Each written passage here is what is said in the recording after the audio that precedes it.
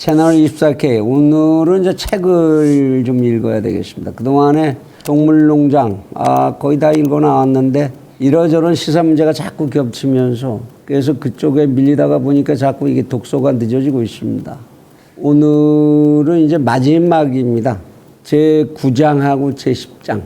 이제 대단원의 막을 내려가는 그러한 장인데요. 9장하고 10장을 한번 이제 살펴보도록 하겠습니다. 제 8장에 보면 이제 나폴레옹이 완전히 이 1인 독재 체제 이거를 만들어 나가면서 교묘한 언어 조작을 통해서 이 지배를 강화하는 그런 모습들, 또 풍차의 전투를 통해서 나폴레옹의 신격화의 심화, 이런 과정들이 전개됐었죠. 제 9장에 들어오면서는 이제 이 농장 노동의 고단함, 이것이 이제 앞에 부분에서 묘사가 됩니다. 그럼에도 불구하고 예전에 존즈 시대의 농장에서 우리가 살던 때보다는 우리는 훨씬 나아졌어. 이런 이제 의식화, 이것이 이제 스킬러라는 녀석의 이제 이 의식화 교육을 통해서 심화돼가는 모습입니다. 근데 이상하게 이제 농장 전체로서는 사실 생산량이 늘어났죠. 인간들이 가축을 다 잡아먹지 않으니까 숫자도 계속 늘어날 테고, 동물들의 숫자도 늘어날 테고. 그래서 이제 생산량이 늘어났는데, 이상하게 배급량은 축소가 됩니다. 그래서 옛날보다 살기 좋아졌다고 그러는데 이상하게 내게 돌아오는 몫은 없어요. 이렇게 이제 배급량이 축소되는 거를 이제 스킬러라는 놈이 이제 요설로다가 이제 설득을 하지요. 야, 우리 이렇게 많이 생산이 계속 되고 있어. 그런데 이게 농장을 경영하고 이러려면 경영하는 사람들 좀 더 이제 필요한 것도 많아지고 필요한 물자도 조달해야 되고, 그러니까 결국은 배급량을 재조정하지 않으면 안 돼. 원래 권력들이 무언가를 많은 걸 제공해야 되는데 많은 걸 제공할 수 없을 때 이제 많이 쓰는 용어가 축소시킨다 이렇게 하질 않고 재조정한다 이런 말을 많이 쓰는데, 오웰이 그런 언어의 조작까지도 다 포착하고 있었나 봅니다. 그래 이제 스킬러가 이제 배급량을 재조정하는 이런 얘기가 이제 나오지요. 그래서 농장의 생활이 어떻게 이제 고정화가 되고 안정화가 되는지를 이제 보여주는데, 그 속에서 이제 동시에 진행되는 게 돼지들의 계급화가 이제 진행이 되는 과정을 보여줍니다. 계급적 수탈이 이제 진행이 돼서 왜 식량은 많이 생산됐는데 배급량은 적어졌나? 이 돼지들이 더 많이 먹기 때문에 돼지들을 위해서, 그리고 그 돼지를 지켜주는 개들을 위해서 좋은 식량, 좋은 거는 다 그쪽으로 먼저 가야 되니까 그랬던 거죠. 이 계급적 수탈이 진행이 되면서 이 계급적 수탈을 막기 위해서 어디에다가 동물들의 분노를 이제 화살을 돌리느냐, 스노볼에 대한 음해 공작을 계속합니다. 전 권력의 탓이야, 지난 권력의 탓이야, 그놈이 나빴던 거야. 어디서 많이 본 거죠, 그죠? 그리고 다 어느 이 부패한 권력이나 써먹는, 무능한 권력들이 써먹는 앞에 탓이야. 관청의 사또들도 그렇습니다. 와서 자기가 잘 못하면 앞에서 일을 이따구로 해나갖고 말이야, 내가 이거 치다거리하기 진짜 힘들어. 앞에 탓만 하지요, 그죠? 그래갖고 분노를 그쪽으로 화살을 돌립니다. 그리고 동물농장의 혁명의 우상화 작업, 고정화, 우상화 작업을 합니다. 우리가 그때 그 혁명을 일으켰던 건 정말 이건 획기적인 일이고 역사적인 과업이야. 우리는 그 일을 해낸 그런 주체 세력이었어. 이것도 또 어디서 많이 본 거죠, 그죠? 그래서 이제 우상화 작업을 진행을 한다. 말하자면 기념식 많은 사회, 기념식이 많다라는 건 뭘 뜻하는 겁니까? 물론 국가적인 기념식이 있는 게 사회를 활성화시키는 데도 도움이 되지만, 특정한 사안을 내세워서 그걸로다 기념식을 많이 하고 그 가치를 강조하는 사회 뭐죠? 어디선가 그런 가치 독점이 일어나고 있다라는 증거죠. 그거를 지금 오웰이 놓치지 않고 이제 표현해내고 있습니다. 자발적 행진이라는 행진 세리모니를 만드는데 동물농장의 투쟁과 승리를 찬양하는 기념식에 의해 거기서 외치는 구호가 뭡니까? 나폴레옹 동지여 만수무강하소서, 만수무강하소서, 이겁니다. 이거를 하는 전위대를 스큘러가 길러냈죠. 양떼를 몰고 가서 몰래 데리고 가서 이들을 훈련을 시킵니다. 그래서 이 전위대들이 행진을 하면서 이 흥분을 시키는 겁니다. 나폴레옹 동지여 만수무강하소서.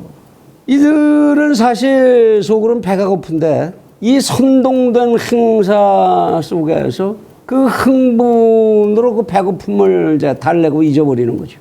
말하자면 동물농장이 지향했던 이상적 사회, 그 이상의 상실 속에서 이상의 상실을 잊어버리는 축하 행사를 하는 겁니다. 지금 현재 사회에도 그런 거 많죠. 민주주의가 상실된 사회에서 민주주의의 상실을 잊어버리는 그러기 위한 행사들, 이런 게 참 많죠. 그리고 이제 4월이 되면서 동물농장은 드디어 공화국으로 이제 선포를 합니다. 우린 그냥 농장 차원이 아니다. 이제 우리는 하나의 국가야. 그래서 인간들하고도 거래하고 이거를 당당하게 해나갈 거야. 그 공화국을 만드는 이유가 뭡니까? 거기에 대표 통치자 하나, 대통령을 뽑아야 되죠. 대통령에는 당연히 나폴레옹 혼자서 출마를 했습니다. 그래서 이제 나폴레옹이 이제 대통령이 됐네요. 그리고 요 사이에 하나의 사파가 들어갑니다. 살짝 끼워 넣는 이야기죠. 그 책의 맛을, 스토리의 맛을 내기 위해서 양념치는 것 같은 얘기가 들어가는데 갈가마귀가 돌아왔습니다. 다시 동물농장으로 돌아와서 동물들에게 이제 희한한 얘기를 해줍니다. 야, 요새 사는 거 되게 힘들지, 고단하지. 근데 말이야, 저쪽 언덕 넘어서 멀리 저길 가면 얼음사탕산이 있단다. 너희들 나중에 이제 죽어서 그 영혼이 다 그리 가는 거야. 거기 가면 배고픔이라는 게 전혀 없고 아픔이라는 거, 힘드는 거 이런 게 없어. 소위 고통이 없는 내세라는 환상을 가지고 그걸 심어주어서 오늘의 고통을 잊게 하는 거죠. 절대 권력들이 옛날부터 많이 썼던 방법입니다. 종교라는 것을 이용을 해서 현실적인 현세의 통증을 달래는 것. 공산사회에서는 그거를 인정을 잘 안 하는데 공산사회에서는 그 대신 뭘 합니까? 공산사회에서는 노래, 악기 다루는 법, 춤을 가르칩니다. 어느 공산사회나 예외 없이 그걸 가르치죠. 그래 공산사회에 살던 사람들은 노래, 춤, 악기 하나씩은 다룰 줄 안다. 요런 묘사를 사파로 딱 집어넣어서 참 그 스토리에 악센트까지 집어넣는 이런 오웰의 작가로서의 톡톡 튀는 이 위트를 볼 수가 있죠. 그런 속에서 이제 그 충성스럽던 복서, 무조건 나폴레옹은 오라. 내가 조금 더 일할 거야. 이러고 충성을 하듯 요새 보면 무슨 빠라고 얘기해야 되나요? 그 역할을 해내던 복서가 드디어 이제 그 풍차 재건 작업을 하다가 그냥 고단하고 나이도 먹고 그래서 기진맥진해서 이제 널브러집니다.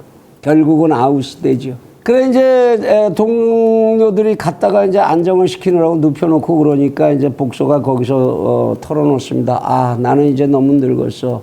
너희들이 내 이 남은 일을 좀 완성을 해주길 바래. 그러면서 벤자민 보고 이제 아유, 벤자민 너나 나나 은퇴해서 우리 저기 나폴레옹이 우리를 위해서 은퇴 농장을 만들어준다고 그랬으니까 거기서 그냥 다 잊어먹고 편히 살다 죽으면 좋겠어. 이러고 꿈을 얘기합니다. 그런데 여기 스큘러가 나타나죠. 그래서 이제 스큘러가 나폴레옹의 위로를 전합니다. 너 굉장히 걱정을 하셨어, 나폴레옹이. 그래갖고 너를 말이야 특별하게 인간세계 병원에 내보내서 치료를 시켜주겠다. 이렇게 약속을 하셨다. 이러고 얘기를 합니다. 많은 동물들이 들으면서 정말 선뜻 이해가 안 가는 거예요. 여태까지 동물들이 밖으로 나가는 거는 일반적인 동물로서 있을 수 없었던 일인데. 근데 거기 이제 눈치 빠른 이제 벤자민이 이건 아니야라는 의심을 하게 되죠. 결국은 어떻게 됩니까? 이 복서를 도살장에다가 팔아먹는 장면이 나옵니다. 나폴레옹이. 잘 가게 복소 잘 가게나 벤자민이 그들 주위에서 펄쩍펄쩍 뛰기도 하고 작은 발굽으로 땅을 쾅쾅 치기도 하며 소리쳤다. 이런 멍청이들 멍청이들아 멍청이들아 너희들은 마차밖에 씌어있는 글자도 읽지 못하니? 그 말에 동물들이 갑자기 입을 닫아버리면서 주변이 잠잠해졌다. 뮤리엘이 그 단어들을 더듬거리며 읽으려 하자 벤자민이 뮤리엘을 옆으로 밀쳐내며 쥐죽은 듯한 침묵 속에서 글자를 읽어나갔다. 엘프리드 시먼즈, 폐마 도살업자 겸 악교 제조업, 윌링던 소재, 가죽 및 골분도 취급, 계집도 공급함. 너희들은 저게 무슨 뜻인지 모르겠니? 복서를 매마 도살업자에게 데려간다는 말이야. 순간 모든 동물의 입에서 공포의 외침이 터져나왔다. 클로버가 다른 동물들을 해치며 앞으로 나왔다. 그러나 마차는 이미 속력을 내기 시작했다. 클로버의 뚱뚱한 네 다리는 굼떠서 온 힘을 다해 뛰어보았지만 마차를 따라잡을 수가 없었다. 그녀가 외쳤다. 복서 복서 복서. 바로 그 순간 마차 밖에서 일어나는 요란한 소리를 듣기라도 한 듯 코까지 하얀 줄무늬가 있는 복서의 얼굴이 마차 저쪽의 작은 창문에 나타났다. 클로버는 절망적으로 외쳤다. 복서 복서 나와 빨리 나오란 말이야. 당신을 죽이려 하고 있어. 모든 동물들이 나와요 복서 나와요라고 따라서 외쳤다. 하지만 마차가 더욱 속력을 내어 달리는 바람에 동물들에게서 점점 멀어지고 있었다. 복서의 얼굴이 창문에서 사라졌고 마차 안에서 발굽을 세차게 탕탕 차다가 발을 구르는 소리가 시끄럽게 들렸다. 복서가 마차를 걷어차고 나오려 했다. 옛날 같았으면 그의 발길질 서너 번이면 마차는 박살났을 것이다. 그러나 애석하게도 그에게는 이제 그럴 힘이 남아있지 않았다. 잠시 후 쿵쾅거리던 발굽 소리가 점점 약해지더니 결국 아무 소리도 들리지 않았다. 마차는 정문을 빠져나가 큰 길 아래로 빠르게 사라져갔다. 다시는 복서를 볼 수 없었다. 사흘 후 복서는 웰링턴의 병원에서 말이 받을 수 있는 최고의 치료를 받았지만 결국 숨을 거두어 말았다고 스킬러가 발표했다. 스킬러가 동물들에게 그 소식을 전하러 와서 복서가 임종할 때 마지막 몇 시간을 함께 보냈다고 말했다. 스킬러는 앞발을 들어올려 눈물을 닦으며 말했다. 내가 일찍이 본 것 중에 이처럼 감동적인 임종 장면은 없었어. 나는 마지막까지 그의 침대를 지켰어. 나중에는 너무 힘이 없어서 거의 말을 할 수 없을 지경이었지만 그는 내 귀에 대고 자신의 유일한 슬픔은 풍차가 완성되기 전에 죽는 것이오라고 속삭였어. 또 그는 전진합시다 동무들. 반란의 이름으로 전진합시다. 동물농장이여 영원하라. 나폴레옹 동지여 만수무강하소서. 나폴레옹은 항상 옳다라고 했어. 그것이 그의 마지막 유언이었어. 동무들. 이 묘사가 어떻습니까? 참 결국 이제 복서를 도살장에 이제 팔아 넘기고 그것을 이렇게 호도해서 전달하는 스킬러의 이야기까지 참 가슴이 찡해지는 묘사 아닙니까? 그 뒤에는 이제 복서를 도살하고 난 대가로 그 도살장 주인이 위스키 한 박스를 싣고 이제 농장에 찾아오죠. 그 돼지들이 이제 그 위스키를 나눠 먹고 와장창 그냥 뭐 유리창도 깨고 난동을 부리는 이런 장면의 묘사로 이제 구장이 막을 내립니다. 사실 이런 거에 이게 뭘 상징하는지 이런 표현 하나를 지저분하게 토를 달지 않고 장면에 짤막짤막한 묘사를 통해서 우리의 상상력을 충분히 이끌어주는 이 조지 오웰의 이 필력, 이게 참 읽을수록 참 감탄을 하게 만듭니다.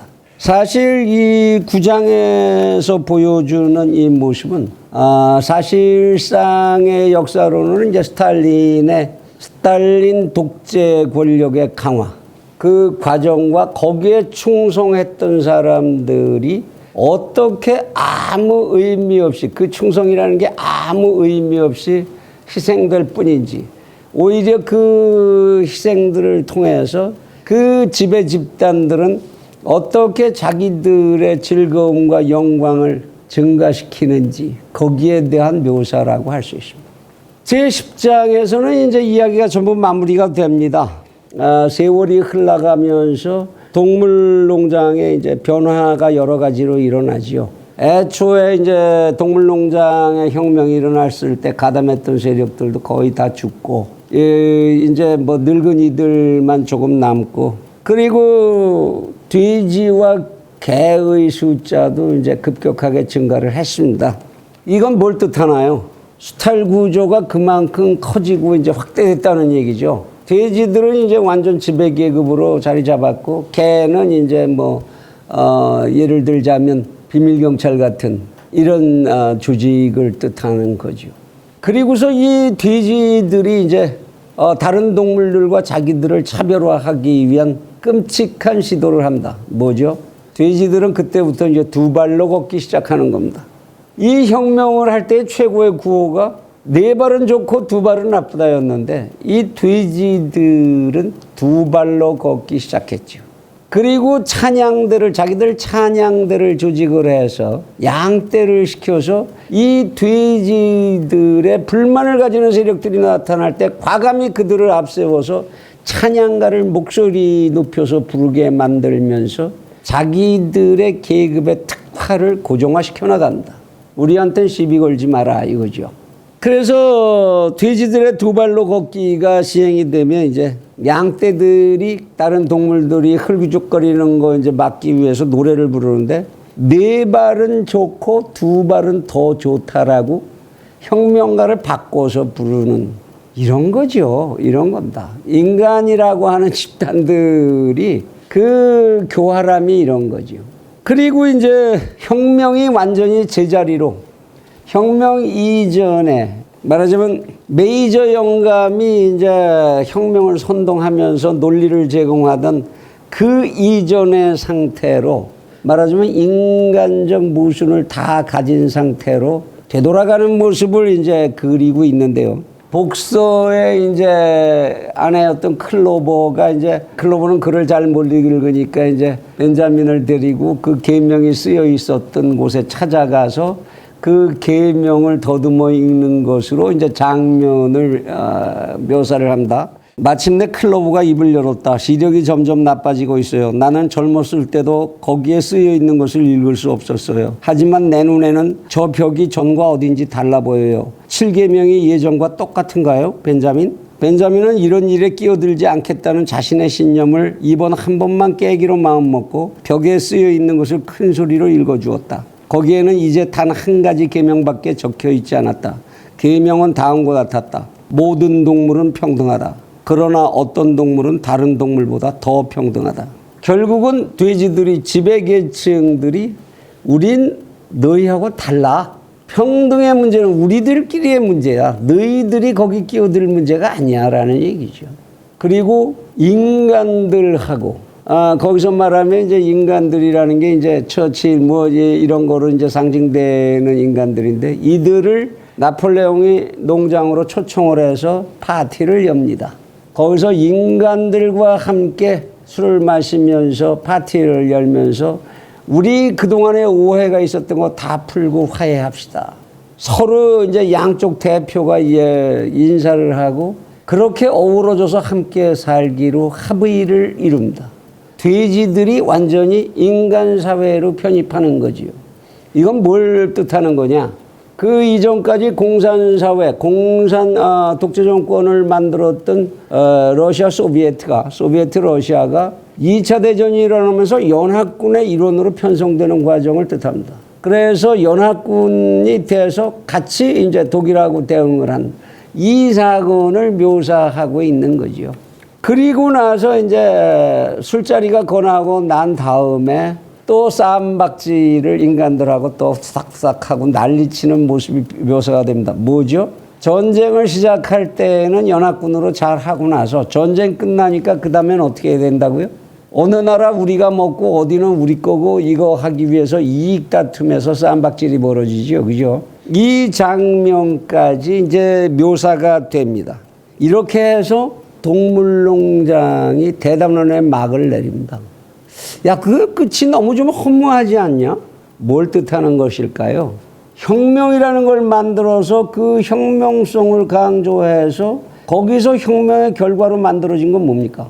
나폴레옹이라는 절대 독재자의 성립, 그리고 그를 추종하는 세력, 지배 집단의 성립, 그 이상 아무것도 만들어지는 건 없다는 거죠.